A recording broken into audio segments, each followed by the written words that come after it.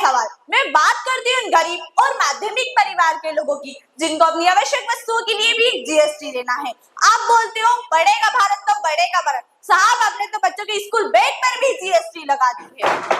आज देश में हर नागरिक को जीएसटी का ज्ञान है। विपक्ष यह भूल रहा है जो पुराना टैक्स कैलकुलेशन था उसे जनता 60 वर्ष में भी ठीक से नहीं समझ पाई थी, और ये हमसे उम्मीद लगाए बैठे हैं जो आज जीएसटी है उसे जनता कुछ ही समय में समझ जाए।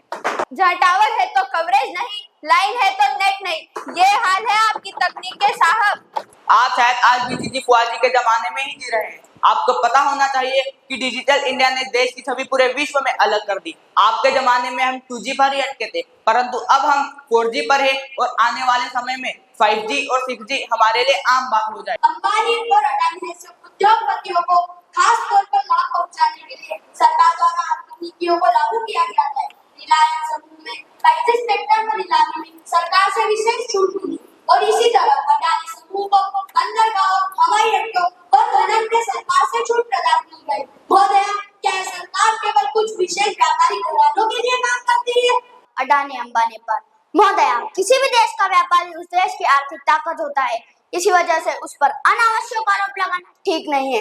एक सच्चा व्यापारी हर प्रकार से देश हित में होता है। और जहाँ तक बात रही व्यक्तिगत ऋण माफ करने की, तो ये ध्यान रखिए कि ये सरकार ना खाएगी, ना खाने देगी और ना खाकर भागने देगी। दूसरा सवाल किसानों की स्थिति पर है। प्रधानमंत्री किसान सम्मान निधि जैसी योजनाओं के बावजूद किसानों की स्थिति बदतर हो रही है। 2020-21 के दौरान लाए गए 3 कृषि कानूनों ने किसानों को आंदोलित कर दिया था। हमारी सरकार ने किसानों के लिए प्रधानमंत्री किसान सम्मान निधि के जरिए 22 करोड़ से अधिक किसानों को सीधा वित्तीय सहायता प्रदान की है। अब तक 2.40 लाख करोड़ रुपए किसानों के खातों में डायरेक्ट ट्रांसफर किए गए हैं।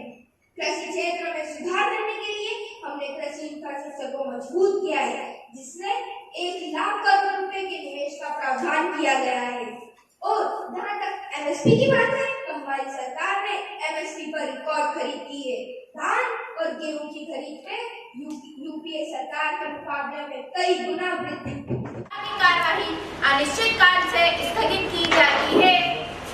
लेकिन भारत में लोकतंत्र की जड़ें इतनी गहरी है, वो इससे परिलक्षित होता है कि हमारी आने वाली पीढ़ी भी लोकतंत्र के प्रति कितना गहरा क्या करती है और उसके प्रति सद्भावना भी रखती है, विश्वास रखती है। ये हमारे देश के लोकतंत्र की खूबी है। मैं इस अवसर पर आप सभी बच्चों को बहुत बहुत शुभकामनाएं देता हूँ कि आप सभी देश के भविष्य हैं।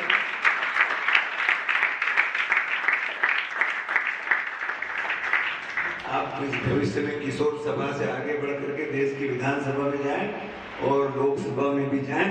इसी मेरी आप सबको बहुत बहुत शुभकामनाएं। धन्यवाद।